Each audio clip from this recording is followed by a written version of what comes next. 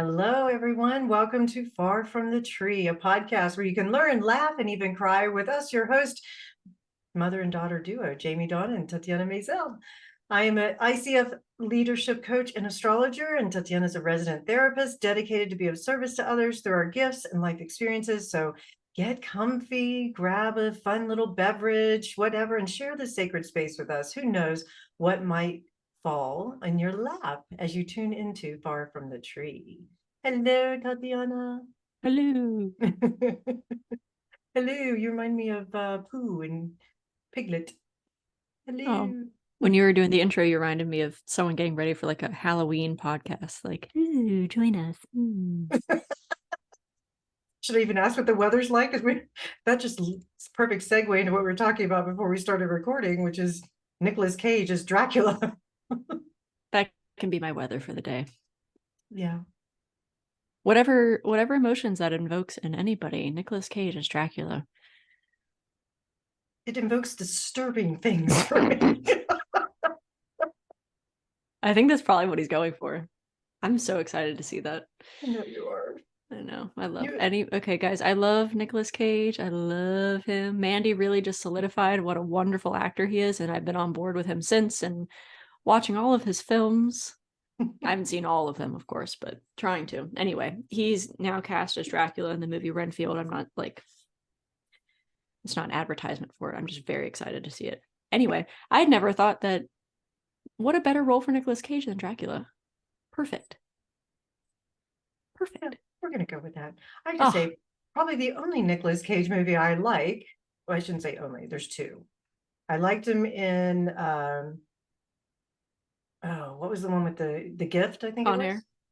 And then Con Air. That's it? Yeah. I'm not a big Nicolas Cage. You haven't seen Mandy? No. Oh. No. What about The Rock? I like The Rock. I think The Rock has been a great crossover. John Cena also, I have to say. No, the movie The Rock. Oh, that one wasn't bad. Yeah. With Sean Connery. Talking actors. Hey. Don't knock the blonde. Okay. I'll follow. I can see where this podcast is about to go. Just a Nicolas Cage fangirl podcast, yeah. I'll follow where you lead. Uh-huh. We're actually going to be talking about communication and conversation.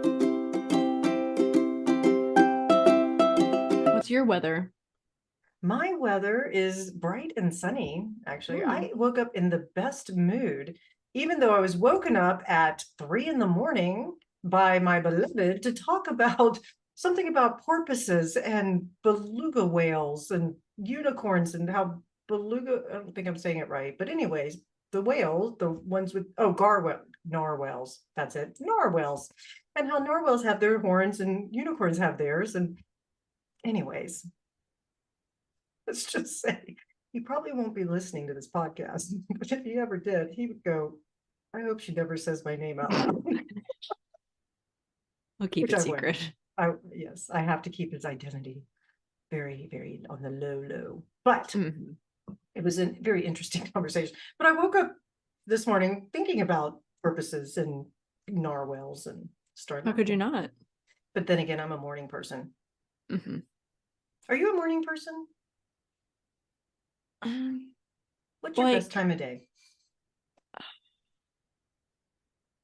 I don't know, like 11 a.m. Okay. I think 3 o'clock. I'm pretty sleepy. Somewhere between 11 and 2, I get some good stuff done. Right. Maybe I should change my lunch break. Maybe I should work from 10 to 3 and then take a break. Not a bad idea. Why not? That's one of the things I tell my clients all the time. You know, when we're looking at time management and productivity, it's like, when are you most energized, most alert, and you feel like you can focus the best? And that's when you should do your big projects. That's when you should do the stuff that takes a lot more thought process, brain power. I can tell you, by the end of the day or on a Friday afternoon, the last thing you should be doing is going, oh, I can't wait to crank out this project. So yeah, no. That's usually when I do my trainings or listen to my books or, something like that. Yeah. Well, let's talk about communication and conversations, because we're recording this on April 21st, 2023. And Mercury, for those who are not familiar with astrology, I will talk to you about it for a second. But Mercury, our planet of communication, transportation, in Greek mythology, he was known as Hermes. In Roman mythology, he's Mercury. He was the messenger gods. He could go between the three realms, the Mount Olympus, and the realm of man, and Hades, the underworld, and deliver messages. He was also a bit of a trickster, and but he was very versed in communication. And with Mercury going retrograde, when a planet goes retrograde, the easiest way to say this is it moves between the sun and the earth. And so it's standing between the two. We feel it more personally. So it's closer to the earth, right? And so when a planet retrogrades, it's considered to be going, quote unquote, backwards, but it doesn't actually go backwards. It's just the energy of it with the orbits around in the solar system that it causes that impression of going backwards. And so for the next 3.5 weeks, it goes direct May 14th, 15th, depending on where you are in the world. We're going to be slowing down our thought processes, our communication. This is a time Mercury goes retrograde about 3, sometimes 4 times a year, depending on the year. And it always gives us a chance to do all the RE words, like revisit, redo, rejuvenate. It also has a essence of things from the past coming back. Some people have ex-lovers and ex-friends and exes, if you will, coming back. There's a lot of past energy to be revisited. So certain themes that have come up over the last few months may be revisited at this time that we get to talk about, or we get to make decisions about, because Mercury rules the mind and we're constantly thinking logically about what we need to do. And hopefully we're also trusting our intuition, because when Mercury is retrograde, our intuition tends to be super heightened. Now, I will say this as a rule of thumb. We are not just our mind. We're not just our emotions. We're not just our intuition. We want to use everything together. And intuition lies in the body. So trust the body, listen to the body. With Mercury retrograde in the sign of Taurus, you couldn't get any better at the body sensation, because Taurus is all about the physical senses. And in the sign of Taurus, we have the opportunity to really check in with ourselves on physically, what do we own? What do we value? You want to know what somebody values? Look where they spend their time, money, energy. We're going to be looking at that. Do I still have the same values? This is a time where values get restructured very often. We, during this next couple of weeks, will most likely look at certain patterns in our life, thought patterns that we want to revisit and maybe change. Mercury retrograde, as a rule of thumb, is not the best time to actually do new things or start new things, like launch a business, buy a car, launch a book, any kind of things, maybe launch a podcast, whatever it might be. It's not a great time to start something or sign contracts, simply because not everything is as it appears to be. And we have a tendency to misread things or misunderstand. And so when Mercury goes direct, we may have to revisit whatever contract we signed, or there could be issues that we weren't aware of while Mercury is retrograde. Perfect example.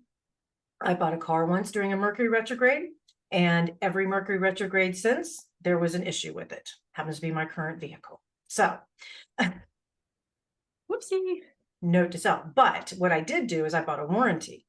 And so, the warranty would cover whatever the issues were. I've had it for several years now, but that's the rule of thumb too, is if you do have to do something like buy a new car, buy a home, whatever it might be, then get the warranties, get a second party to look and kind of review things.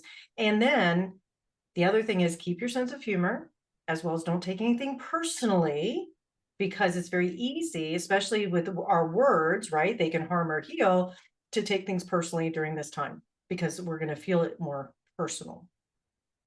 So that's a little taste of what is here. And it's, again, a good segue into communication and conversations, and how how information is disseminated.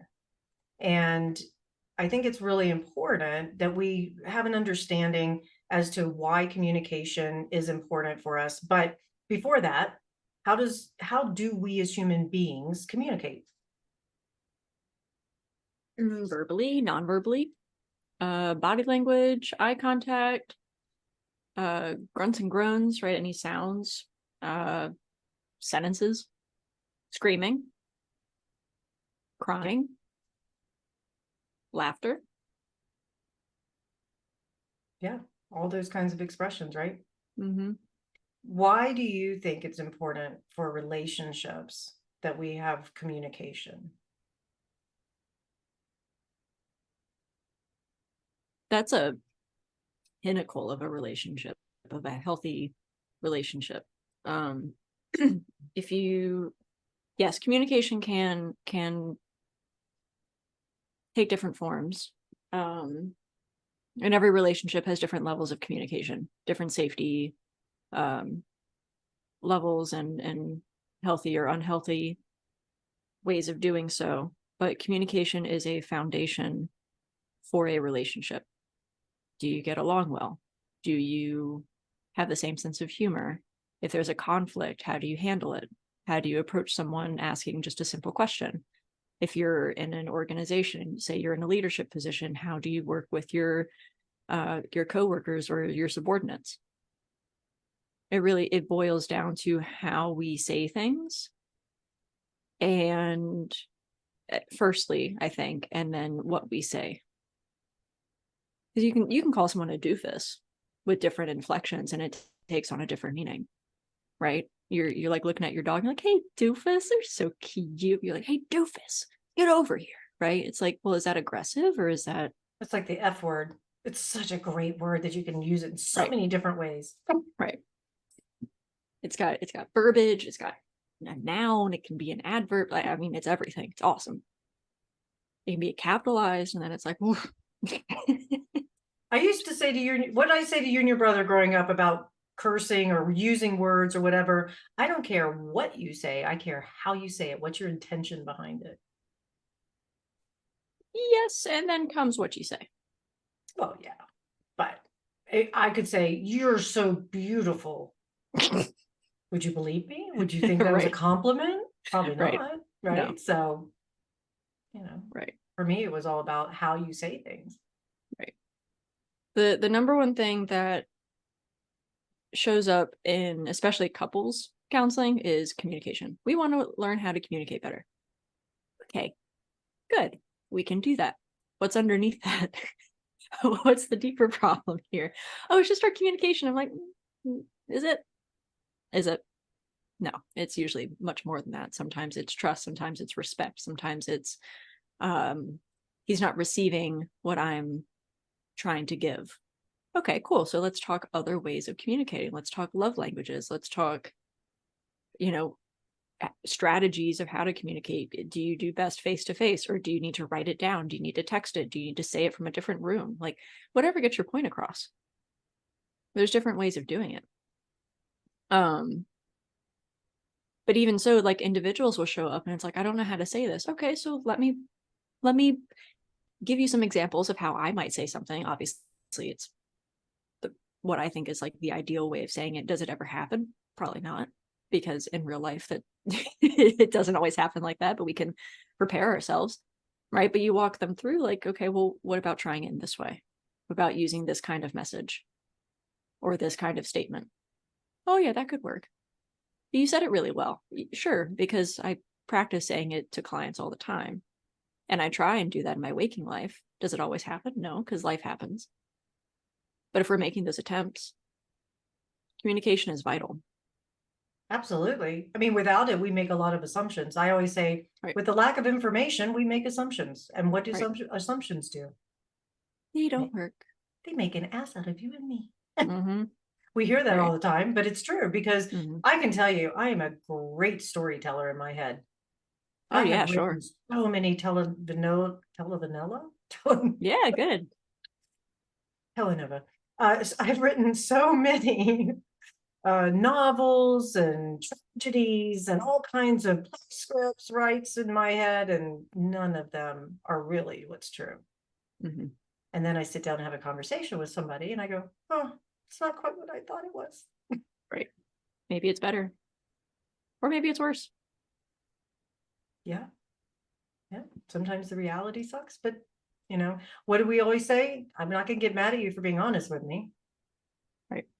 I might not like what I hear, might stir Right. up some negative emotions, but I'd rather you tell me so I'm not sitting there writing the script in my head. Right. What do you think are some roadblocks of good communication?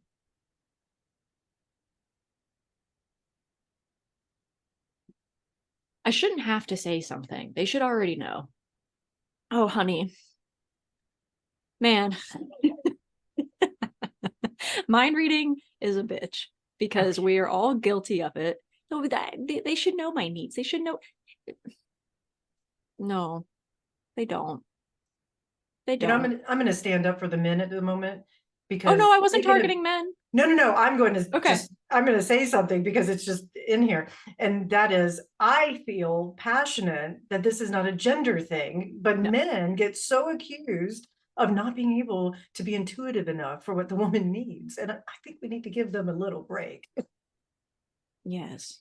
They're very look, as I've come to find out through my partnership, my partner is like men are very simple creatures. We eat, we fight, we fuck. That's pretty much it. That's really what it boils down to. I'm like, cool. He's like, so if you want something or if you need something, you have to tell me. Okay. And you know what? Lay it out. Oh, but I shouldn't. You do. You should. You absolutely have to, because guess what? You can't read your kid's mind, can you? And they sure don't know what they need all the time. They know they need something, but they don't have the words for it a lot of the time, right? Depending on the child's age. You have to give them the words. You have to ask them. You have to pull it out of them. What do you need? What do you need?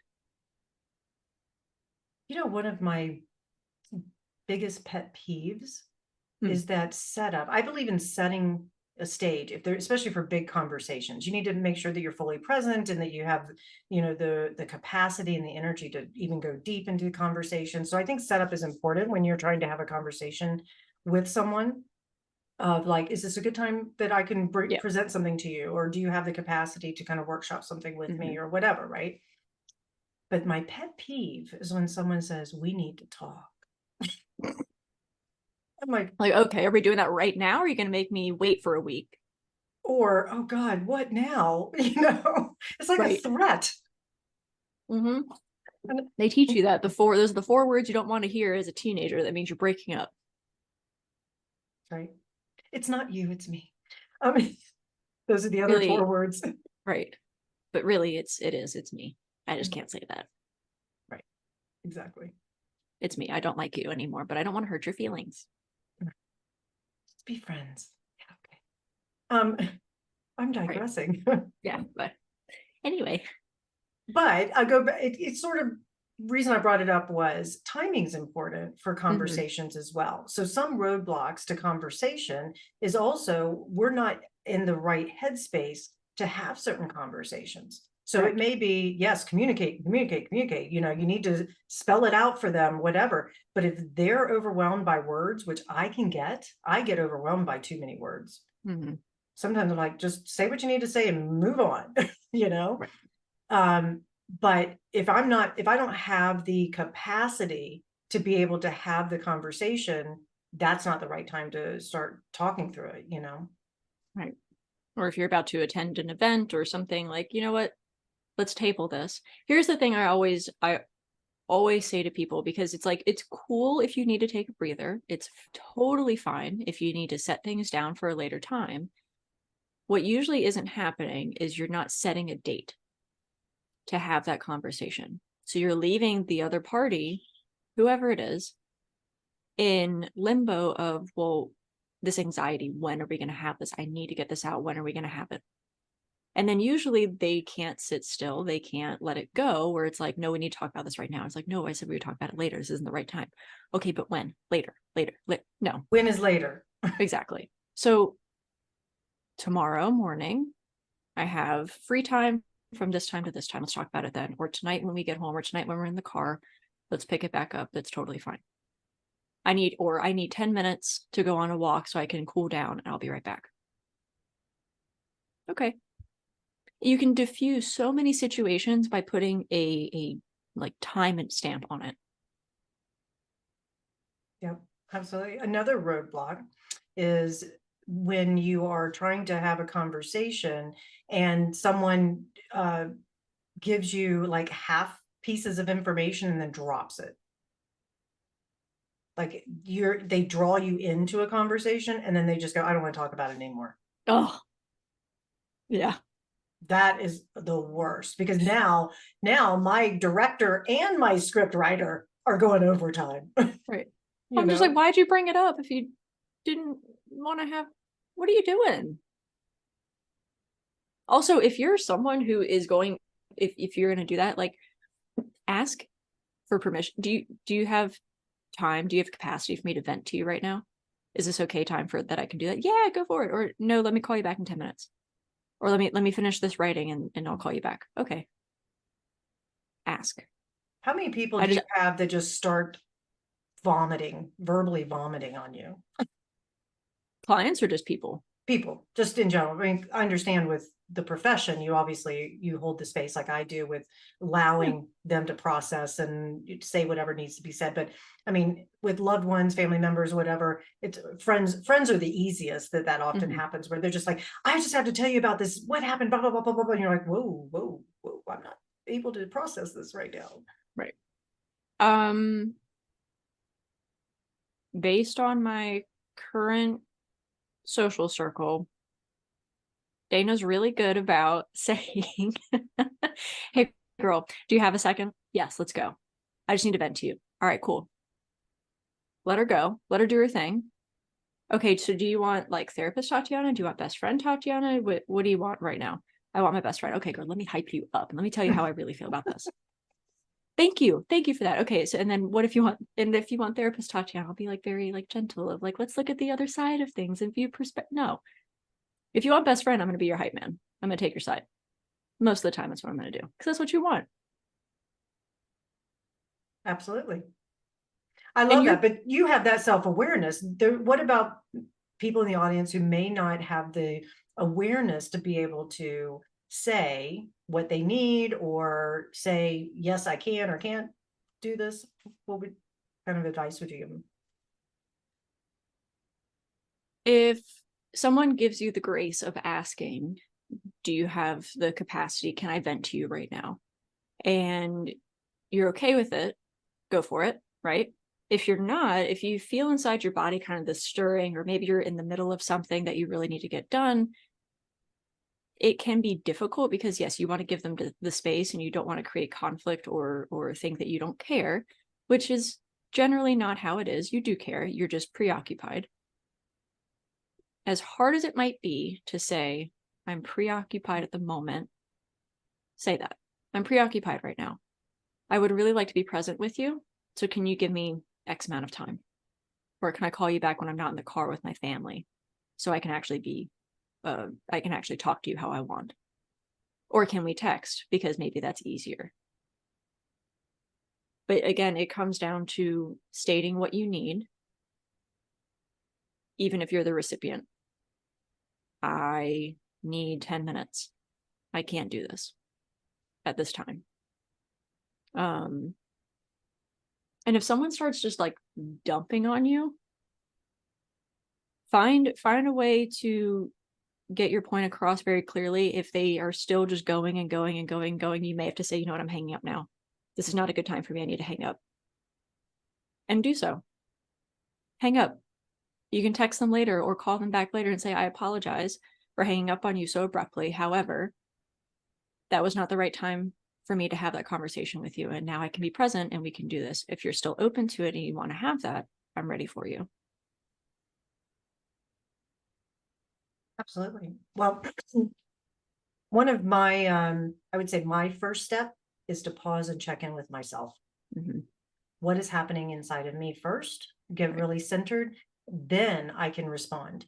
And I would say, if nothing else, one takeaway from this whole episode is doing that. We call it introspection. You pause, you check in, see what's happening inside of you, open, and then be able to speak what you need. Because I'll relate this also to where we're at in the astrological times, and that is one of the other rule of thumb. If you get caught in a mercurial situation, a Mercury retrograde, where there's miscommunication or assumptions are being made and things like that, one of the best things that we can say is, that's interesting, let me get back to you. I need to let me think about that. Exactly. Because I think they're at a deeper level also, is that when someone is in that state, I believe, and you can give your perspectives as therapist, but I believe when someone's in the state of venting or just somewhat verbally violating your space, is that they are in a state of unconsciousness where they just don't know, they don't know what the impact is, and they don't understand where, that's funny, I lost my train of thought. Because it was, see, very mercurial. Boundaries. I was going to say reflection, validation of saying, I see you, I hear you, but now's not the right time. They just want to be validated. Agreed. And sometimes too, people don't have boundaries. They don't know what those are. And they've been able to get away with just dumping on people for a really long time. So when they come up against someone who has boundaries and says, like, this is not the right time for this conversation, it throws them off. Absolutely. At the same time, it does model for them what boundaries can look like, even though they probably don't know what that is at the time. And feel free to, not that you have to be the educator, but feel free to educate your friends or your family members if they have that kind of bandwidth to support that. But if we don't model for people the changes that we want to see, we're probably not going to see them, because we can't expect other people to change if they don't see any problems or if they don't want to change. That's right. Can't make somebody change. And also, it's interesting because the session that I had before we started this recording, it was all about conversation. I was like, you're setting this up so perfectly for us. And it was about conflict resolution and being that people pleaser, not wanting to create a ripple. But as a leader, you have to take on conflict resolution and conflict itself. And we have this whole roadblock too, to, I don't want to have conflict because it's uncomfortable, right? It is uncomfortable, especially if it wasn't modeled appropriately. And again, you know, we've said it before, like, healthy relationships can withstand conflict. They can withstand someone being upset at you or with you, and or something that you said or did, and telling you that and working through that. Whereas, again, if you look in the media about how we portray families and talking to each other, or couples talking to each other, friends talking to each other, whatever, it's very dysfunctional. It is. It's highly dysfunctional. It's yelling, it's screaming, it's slamming the door, it's being accusatory, using criticism, using name calling, stonewalling, all of the four horsemen that John Gottman talks about. They use all of that, as opposed to saying, you know, like, this is not the right time for this conversation, or, you know, I apologize for my part of this equation, and taking accountability. Right? I think we're starting to see that, but for decades it was only dysfunction, and our home lives are mirroring that. So I remember, like, when you and Dad would fight, it wasn't healthy conflict. Nope. But had it been, I probably would be okay with conflict these days. Conflict does make me uncomfortable because it gives me like a yucky feeling of like being in trouble, like, ooh. Right.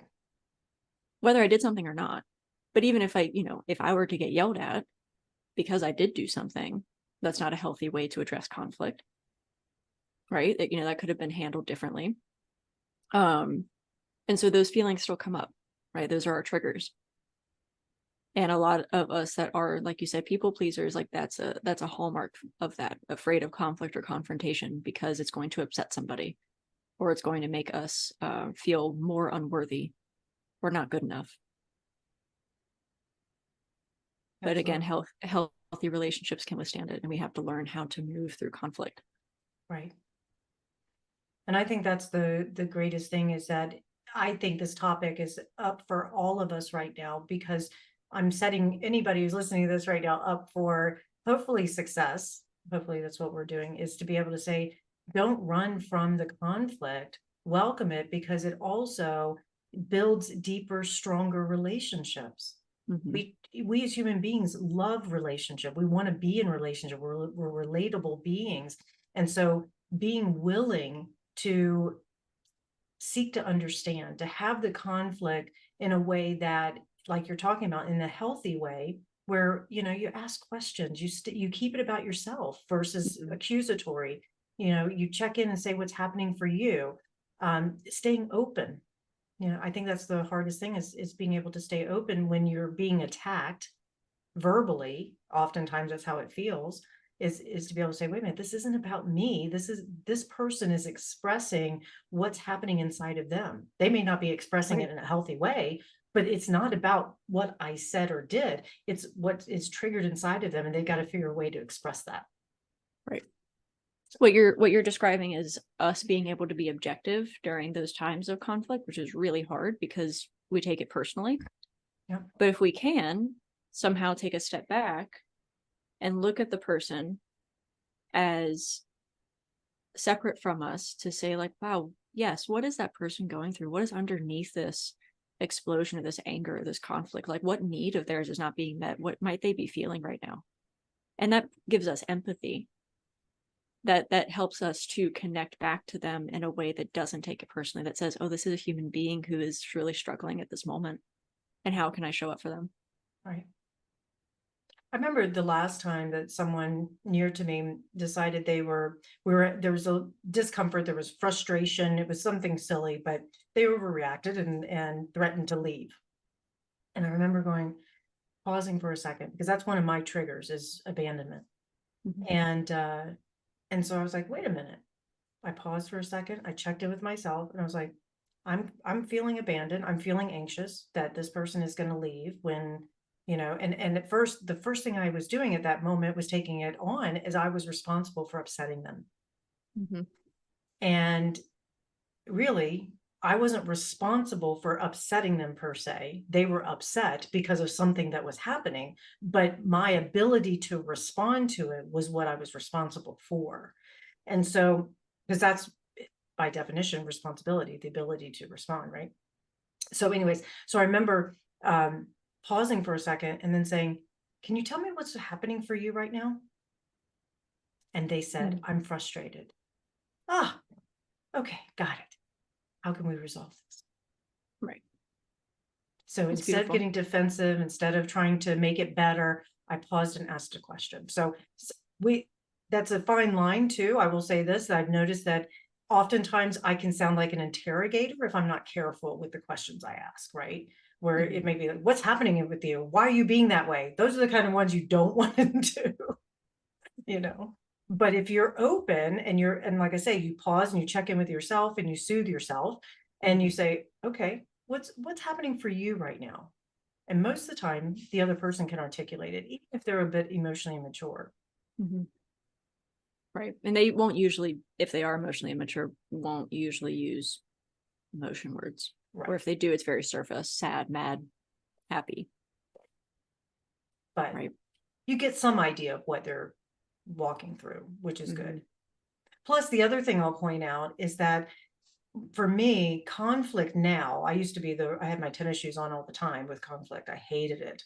Now I welcome it and I actually stand for it, not running towards it per se, but I'll stand for it. Mm-hmm. And one of the things that has allowed me to do that is to remember that there's a relational field between me and the other person, and that the relationship is more important than the subject matter. And I want Mm-hmm. to tend this field between us because I care so much about the relationship.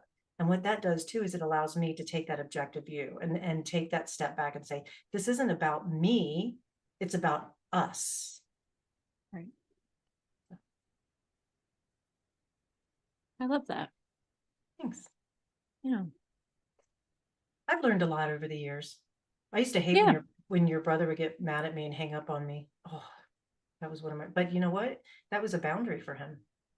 And I didn't recognize it as such. Went into that mom mode of like, you don't disrespect me by hanging up on me. Yeah, he could have used his words better. He could have said, I don't have the capacity to talk about this right now. I'm feeling very frustrated with you, whatever. But instead it was like, I can't talk about this, and he'd hang up. Yep, he was and that's remarkable because he was becoming so dysregulated that he noticed that, and he's like, I literally just cannot have a logical, rational conversation at this moment. I gotta go. I gotta step away and take a breather. Right. And did he come back We to talk did. about it later? Yeah. Well, I don't know if he came back or if I did all the time. I mean, it was a sort of a mutual thing. I had a tendency not to let things go very easily. Oh well. I do want to say about, because I mentioned John Gottman's Yes. Four Horsemen. And if for those of you that have not heard it, John Gottman and his wife they founded the Gottman Institute, and they had a study where they were able to predict with 94% accuracy whether couples would stay together or not. And they based it off of these four things, which came to be known as the Four Horsemen of the Apocalypse. So couples that used criticism, contempt, defensiveness, and stonewalling, and I'm going to go over them. Couples who used those in their conversation more often ended up in divorce or breaking up. So criticism is verbally attacking the personality or character of the person, calling someone, like using names, and attacking their character, who they are as a person. Contempt, attacking sense of self with an intent to insult or abuse. Defensiveness, victimizing yourself to ward off a perceived attack and reverse the blame. Stonewalling, withdrawing to avoid conflict and convey disapproval, distance, or separation. So defensiveness is, turning it back around on somebody else. Stonewalling is, as I said, withdrawing to avoid conflict. But what's important here is and convey disapproval, distance, and separation. So it's essentially withdrawing your love until that person acts in accordance to what it is you want or expect of them.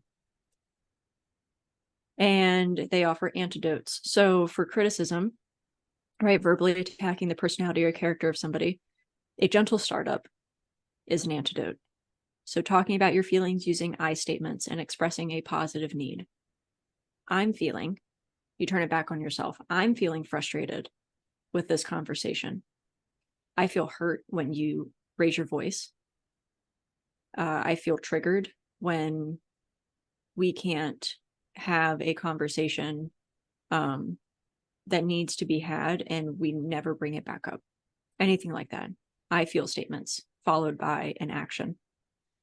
Contempt, attacking sense of self with an intent to insult or abuse. The antidote is build a culture of appreciation. Reminding yourself of your partner's positive qualities and finding gratitude for positive actions. Defensiveness, victimizing yourself to ward off a perceived attack and reverse the blame. Take responsibility. So accept your partner's perspective and offer an apology for any wrongdoing. You really hurt my feelings when you said that. Oh, I apologize for saying that. I apologize for saying it how I did. And in the future, I will do my best to be more mindful. An apology is not just saying I'm sorry and walking away. It's saying I am sorry for whatever that may be, and then offering how to fix it. Because we want to see some kind of resolution. We want to know that someone is willing to work on it. Stonewalling, withdrawing to avoid conflict and convey disapproval, distance, or separation. The antidote for that is physiological self-soothing. Take a break and spend that time doing something soothing and distracting. So instead of withdrawing to avoid conflict and convey these negative things, withdraw, hey, I need an hour, right? Verbalize that and do something that makes you feel good. Maybe that's taking a bath or taking a walk or giving yourself a hug or listening to music. Maybe that's going for a run or like petting your dog. Something that's going to help you feel better and help regulate your nervous system before coming back and having this conversation. So I hope that has helped also, because most of the time, yes, we use that in coupledoms, but We can also use that with friends and children, and we need to be very aware of how we're using those 4 horsemen and how to counteract them. Thank you. Absolutely. And you can use it in the professional field.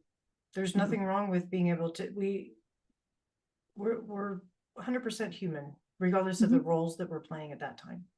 So it can be translated. And I'll offer this, and please either chime in or push back. But if your partner or your friend or your family member has behaved in one of these 4 horsemen ways once or twice, that doesn't mean that the relationship is doomed. Right. It gives you something to work with. Because I think that's one thing that I witness a lot, especially with the women that I work with, is that if their partner behaves in one of these ways, and it happens, a couple of times throughout their relationship, they will be calling me going, I think I need to leave. I think they're abusive and all of that. And I'm not going to promote abuse by any means. Right. But I'm saying that just because there is that patterning that shows up, that doesn't mean you can't work through it. Right. If they're still stubborn and are not interested in changing the way they communicate or behave towards you, we can, contemplate leaving. Right. But I'm a fan of giving it the good old college try, whatever the fuck that means. And and actually trying to make a difference, right? Of course, the actual abuse aside, whether it's verbal, emotional, physical, sexual, whatever, if it's just a communication pattern that's showing up, I agree. Like, it's worth working on. Yeah.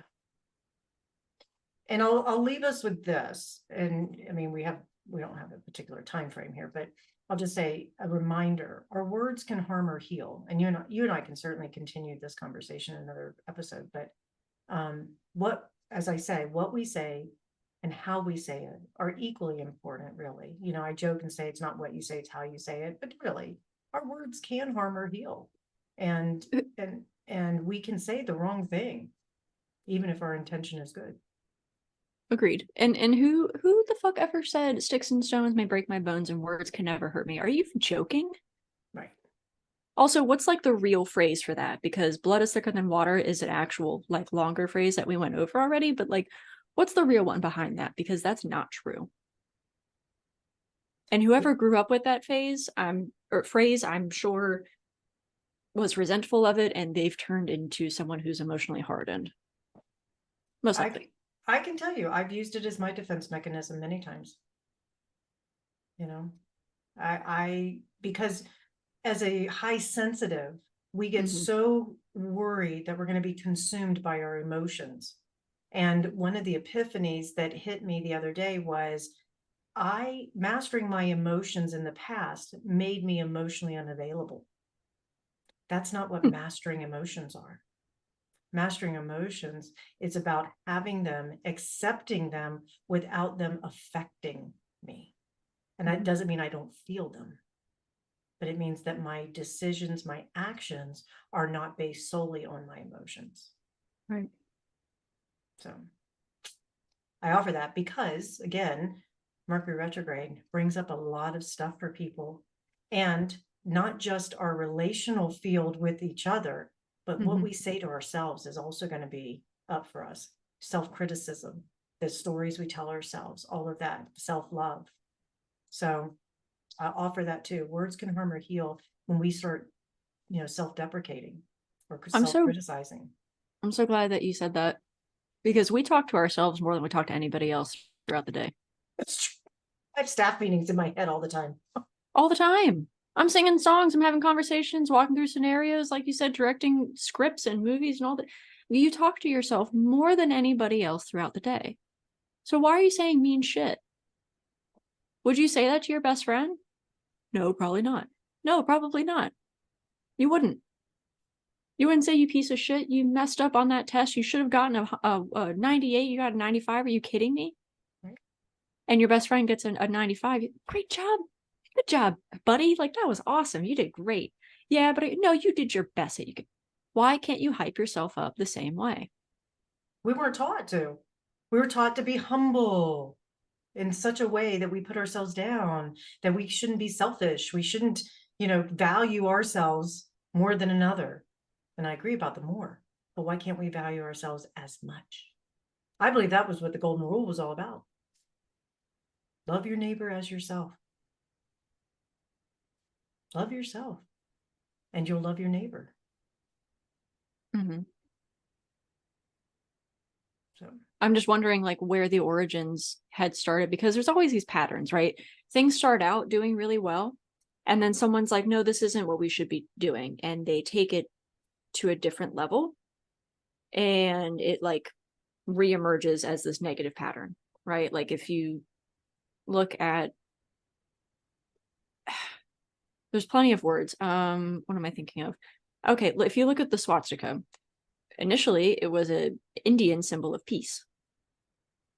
And someone just like flipped it around and made it very negative, and now it's just like, don't ever do that. Is also the Norse symbol for wind. Right. So someone, the Germans, Nazi, whatever, fucking took that symbol and made it very profane. Mm-hmm. Whereas before it was maybe not sacred, but it was certainly more sacred than it is now. And I think we do the same thing with trends. Oh, don't let people talk to themselves positively, because that's going to make them love themselves and each other, and we're going to have this utopia. We can't have that. Instead, if we talk to ourselves positively, we're going to call that narcissistic behavior. And now you can't do that. Now you should have zero self-worth, so that you're groveling at the hands of society and all these other people that you get your needs met, right? I don't know, just postulating. But like, there was a point in history, I am sure, that people loved themselves very much. And I'm really just thinking about like Greek and Roman time, like Narcissus. Obviously, he loved himself like a lot, which is where, narcissistic personality disorder comes from. But if he was like the top tier kind of loving yourself, then there were plenty of other people out there loving themselves in the right amount and in the right ways. And we've gotten so far away from that. Yep. Absolutely agree. To be continued. Good, dun, dun, dun. Good subject. That I went on a tangent. I love it. I love it. We're gonna have to get Talbot on here to start ranting. Mm-hmm. Maybe the next one. That would be fun. Okay. Thanks for joining me.